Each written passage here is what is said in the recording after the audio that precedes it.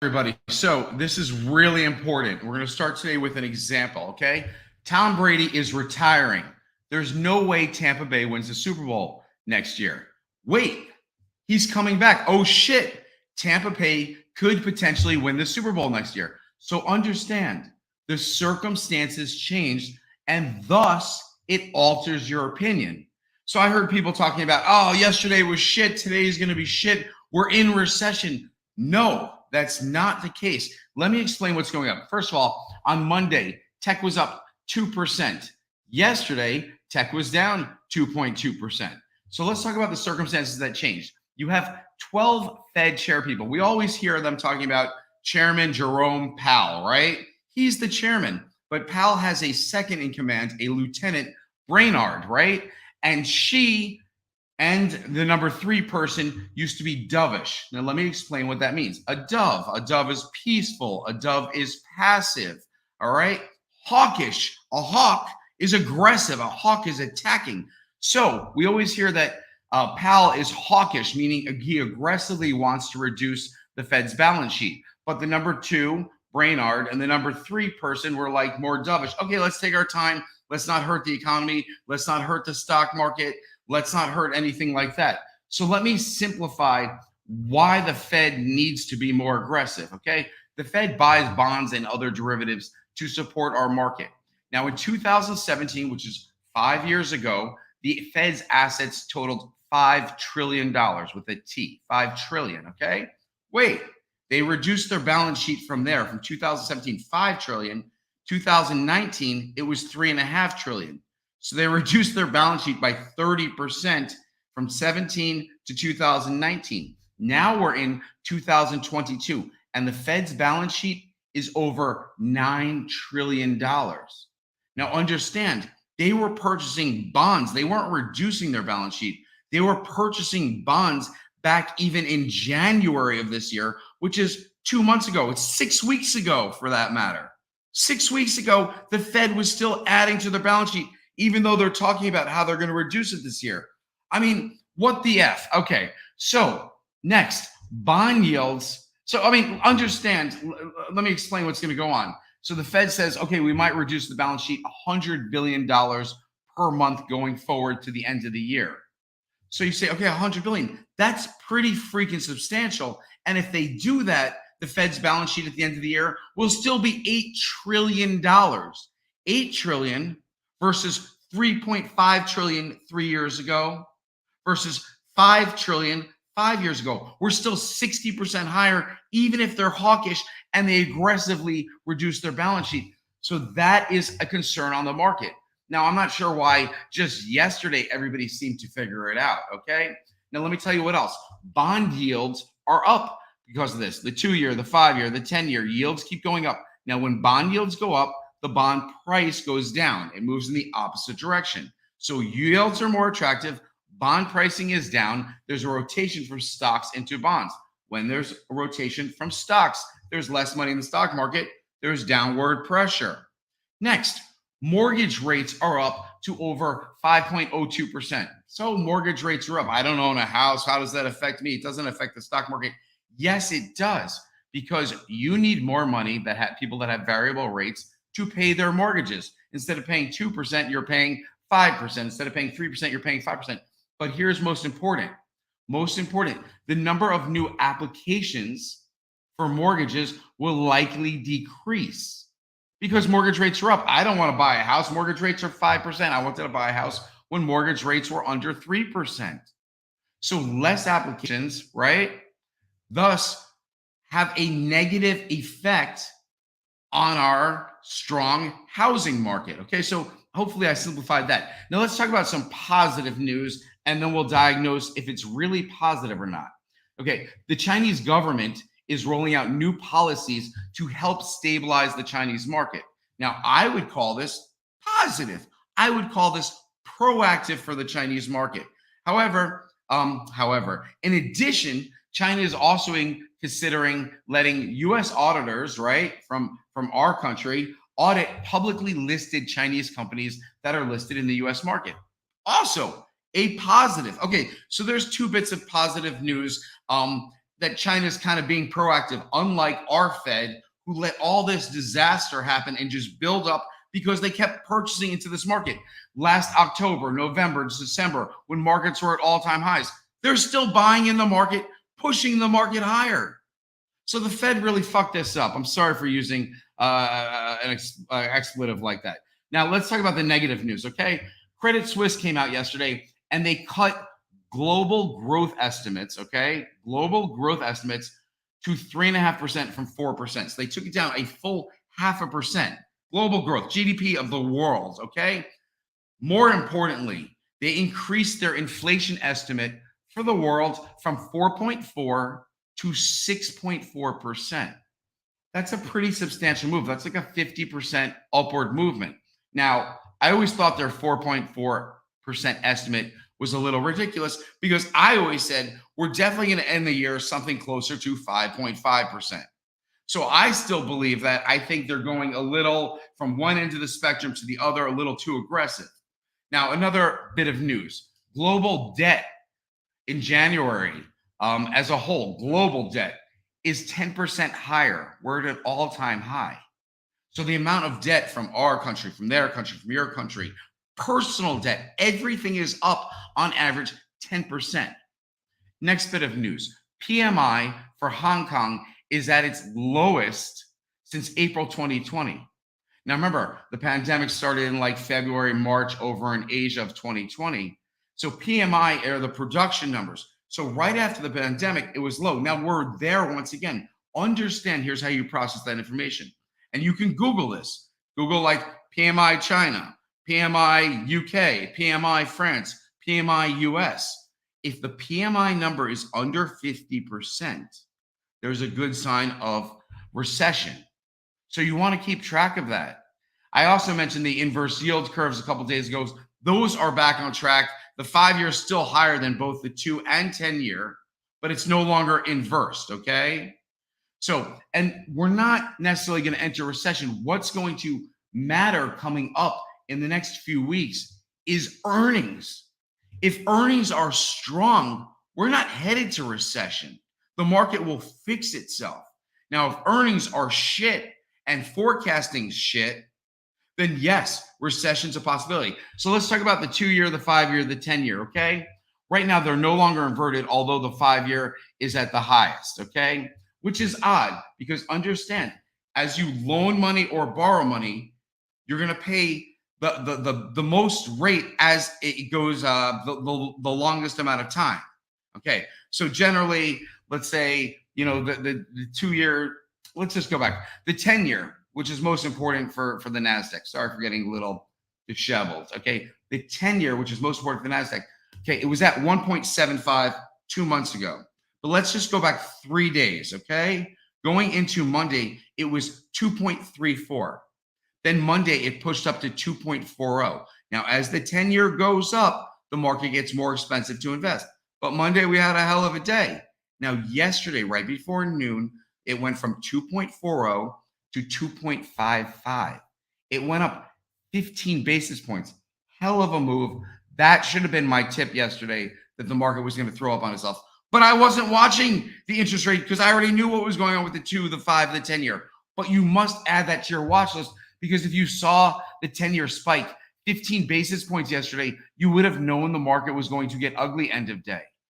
Okay, Matt. So let's go to this morning. I mean, before, let's see, this morning, the 10-year is at 2.63? Yeah, 2.629. So 2.63, which is up another 8 basis points. Now, I have good news and bad news for you.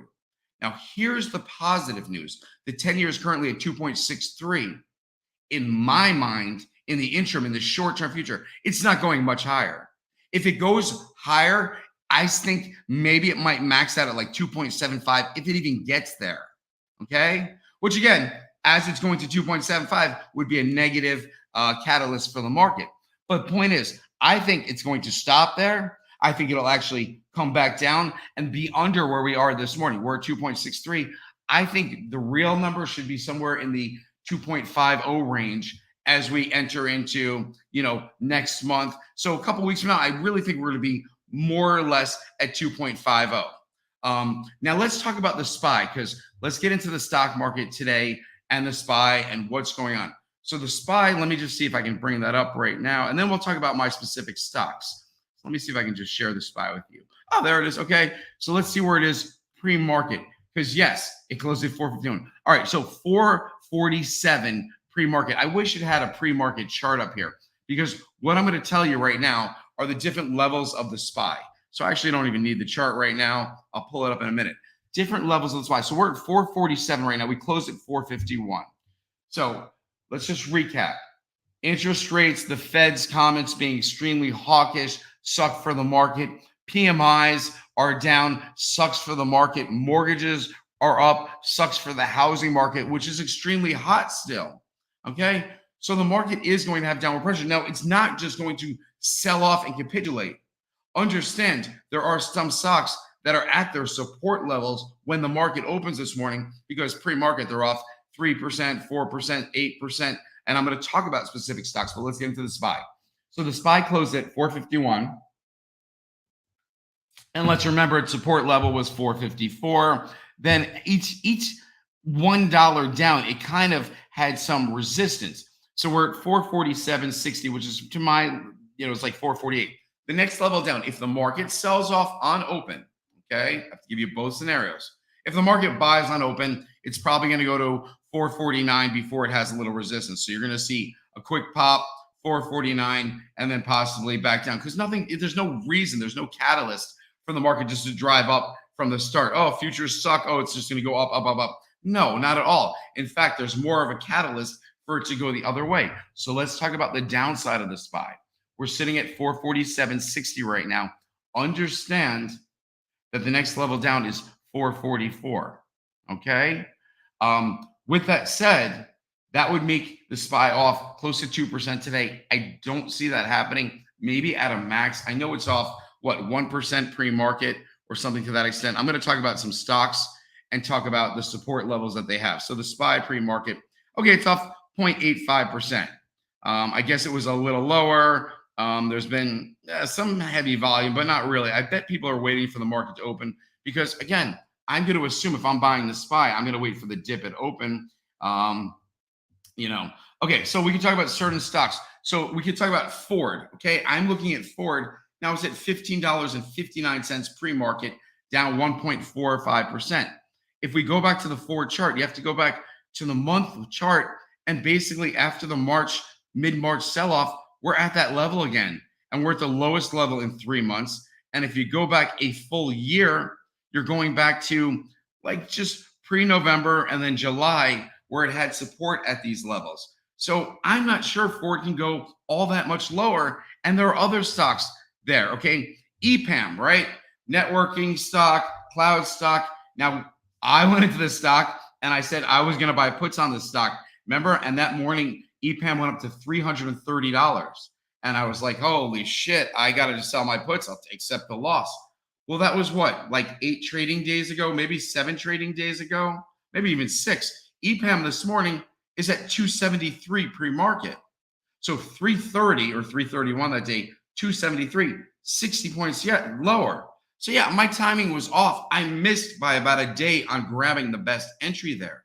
But please pay attention to these videos that I drop. Speaking about over the weekend, I shot a video on Netflix and I mentioned I would look to get into Netflix at 369, 370. Now it opened that day 373 and then it went up to like 389, 394 and it looked good. But then you had selling yesterday. Netflix is off pre-market this morning. So let me just go where Netflix is, because I'm letting you know how you can trade this market.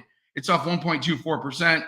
See, it's 374. So it's still above 373. So it's still too expensive for me to enter Netflix. You have a strategy. You wait till execute your strategy. My strategy on Netflix is I want in when it's like 369. And there's a strong possibility on open if Netflix gives up and the market does sell off, right? And it goes down another $4.71. It's going to be rated $370. Okay. But my point is there's support there at 370. Then I look at other stocks like, where are we going? Okay.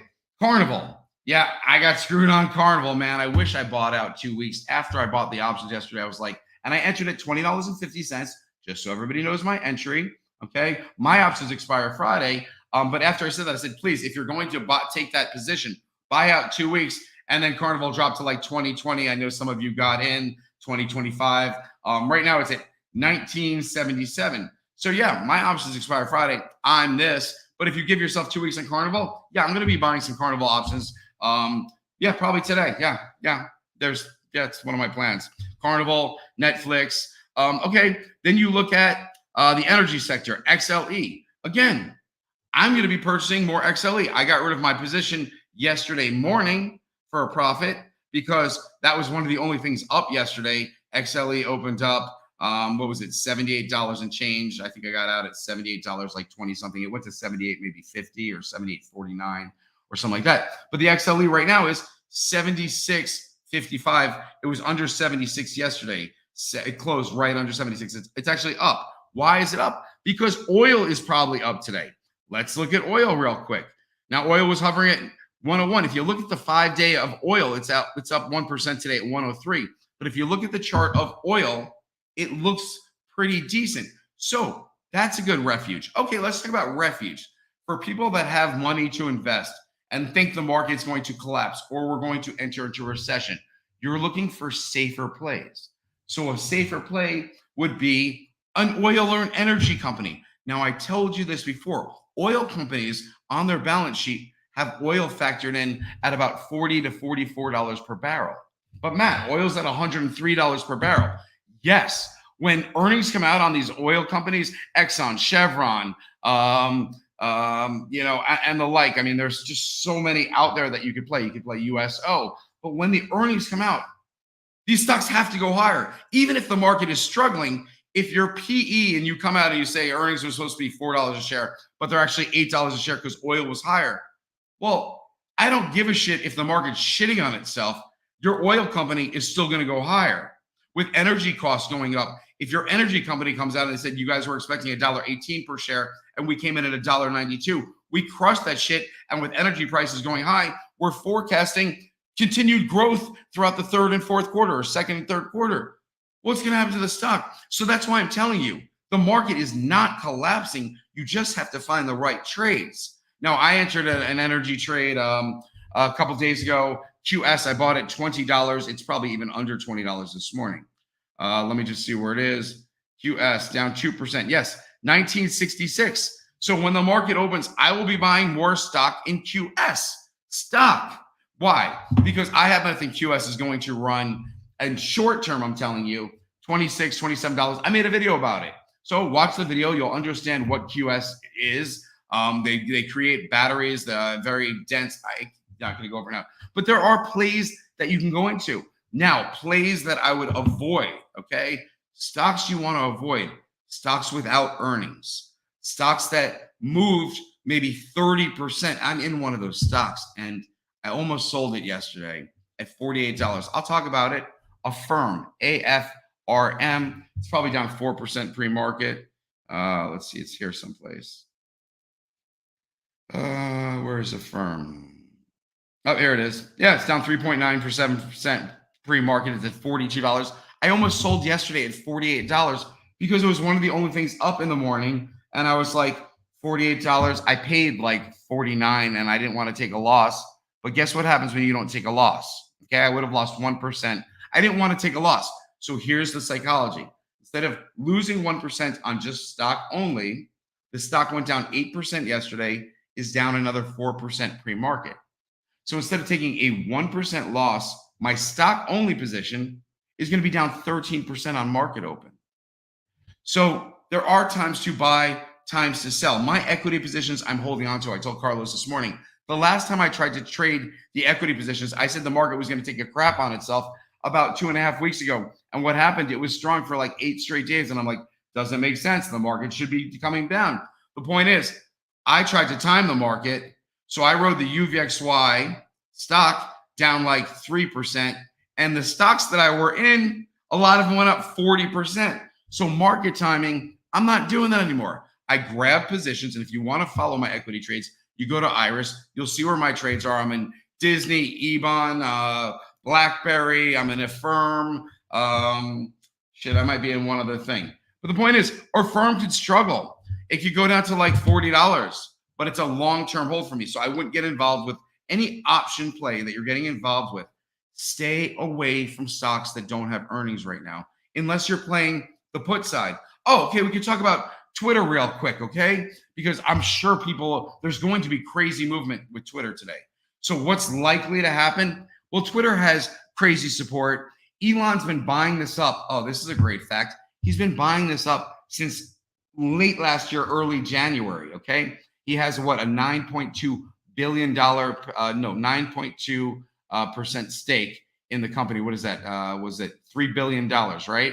So you can't just put $3 billion into Twitter, because what would happen? It would shoot up even worse than it did the other day. So he had to spread it out. I mean, even if you spread out $100 million a day for 30 days, it's still a shitload of money. So $50 million, that's still like 1 million shares a day. I mean, he must have had it bought in so many small increments using algorithms so that nobody figured it out, because you nor I heard a rumor that Elon was buying Twitter. So two things that can happen with Twitter, and then we'll get into the daily trade of Twitter. Two things that are potentially happen. Either a year from now, Elon is running Twitter and the CEO of Twitter, or a year from now, he's completely out of Twitter. Okay? Those are two simple facts. There's no gray area. There's no he's going to sit on the board and be a passive board member, because he just changed his stance today with the SEC. He filed when he bought the shares as a passive investor. Well, yesterday they edited that and they requested that they be a non-passive investor, which means he can make demands on the company. I don't think he can do that for another couple of weeks. His shares are also locked up, so it's not like he can sell his shares right away, claim profit or anything like that. But the point is, I believe he will be running Twitter a year from now. Others think he will be completely out of the investment. But let's talk about Twitter right now. And it's probably off, 2% pre-market. That always make guesses. So where is Twitter? Do I even have it at the top? Twitter. Oh, here we go. 1.8. Okay. It makes sense with the market movement. Based on the market movement, I decided Twitter should be off about 2% pre-market. Now, here's the thing about Twitter. Okay. It's at $50, almost flat, 50.06. Okay. There are people that are going to want to buy Twitter. So if Twitter has a consolidation period, it could probably drop, I would say, up to like 5 or 6%. But if it happens, I think it'll happen quickly over the next day or two. However, I would also not be surprised. See, Twitter's not going to go gangbusters today. It's not going to go up to $54 unless the markets turn around. However, if the markets turn around, Twitter will be in demand. So say the markets look like shit, and then all of a sudden the SPY goes and reverses course and it's back at 450 or 451 where it closed yesterday. It's likely Twitter will probably be up 4 to 5%. So again, you just tell yourself certain things. If this happens, this will happen. If this happens, and then you monitor the market. You don't go into today saying the market is going to throw up on itself. The SPY is going to drop 2.5%. No, you look at each support level, and if the SPY breaks support to the downside, then you know it's going to drop. Now, if you see the SPY open at and go down to 446, which could be a support level, and it hits 446 or 445.90, and then it bounces 50 cents higher, they're telling you at that level they are willing to buy and support. So people think it's going to just drop. I don't think so, because oil stocks and energy stocks should be up today based on the data that I'm looking at, okay? Again, I don't control the investing. I'm not like, hey, you should buy Chevron, you should buy Exxon. But those are safer plays to me. And I know people on Wall Street, I know how they think, because, man, even when I was young on Wall Street, and a quick story, when I was out of college and now I'm 22, 23 years old, and I'm working with guys that are 38, 40, nice suit, Rolex, and they're all narcissists. They all think they're smarter than everybody else. They used to come to me on the side and they'd be like, hey, Matt, I'm working on this project, and here's the algorithm, and it says we should technically do this, but what do you see happening? And they wouldn't tell each other. So everybody would pull me aside. I had one guy, Eric, who used to take me out to breakfast. I had another guy, Robert, who used to go and smoke cigarettes with me right at 11 o'clock so I can give him my insight on what I thought was going on. Now, understand, back, 25 years ago, things were a lot slower. It wasn't like you had so many algorithms. So there was a lot more thought, and it wasn't like it happened instantaneously where you see stocks and all of a sudden they're like that. It was slower moving. It was like, oh, this is selling off. Oh, we can get in, we can get out. It wasn't like, something would just drop. First Solar went down 10% one day, but it went down like 0.25% every like 15 minutes. It wasn't like nowadays news comes out and the stock will just drop off the face. So let me see if I have any questions here. Okay, you guys are talking a lot about recession. So let's talk about the possibility of recession. So what would keep us out of recession? That's a great question. You want to pay specific attention to earnings coming up.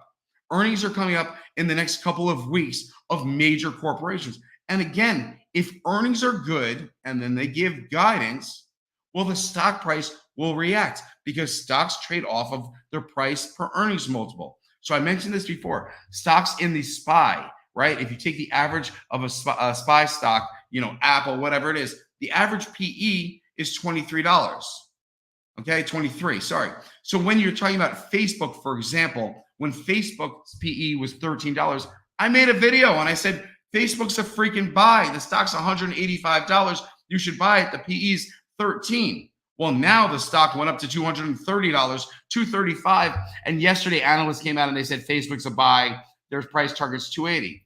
Well, great. Why didn't you fucking say that when Facebook was 185? Why would you say it when it's 235? And you know what happened? They gave the recommendation yesterday. What happened? Facebook went from 235 to 229. So that's 3%. And it's probably off another 2% this morning. So again, it's timing. It's timing when you should release these stories. But again, Facebook PE was 13. Its price as of yesterday was back around 18 or 19. So yes, I can still say Facebook's a buy because anything in the SPY that has a lower PE than 23, and if it's lower than, banks have PEs of 8. But I would stay away from banking stocks right now until the yield curves widen. When you have the 10-year at 2.6 and the 2-year at 2.2, then banks make more money. Banks are more attractive. Okay, let me just see if I have any other questions. Do you guys have any other questions about stocks or anything like that? Any specific stocks that you guys are looking at? All right, let me give you my last analysis of the market. We'll see where we're heading into open. Yep, Twitter's off 2%, just dropped. So yeah, let's look at the XLE, the energy sectors up 0.5. Shit, man. Yeah, I could see things bounce at open. Okay, we can talk about the UVXY. So UVXY probably at open is probably going to go down. It's up 5% pre-market. It's probably going to drop at open. The stocks will probably be a little stronger at open, but then you're going to have a sell-off right into the market. Okay, wheat. Good one, Mr. Bacon. So WEAT. Let's take a look at that one. Wheat ETF, it's dropped. Let's look at the month. Yeah, volume's low, but as the war continues, there's a good chance, the wheat's probably going to get some inflow. I don't think it's going back up to the high of 12, probably 30, but it could easily go up 5%. It went up 3.6% yesterday. So yeah, for wheat, you could probably get a steady movement of 2.5% today, 3% today, 3% tomorrow. Now, what would hurt wheat prices is if Russia and Ukraine have a truce, but we haven't spoken about Russia. There's no truce coming.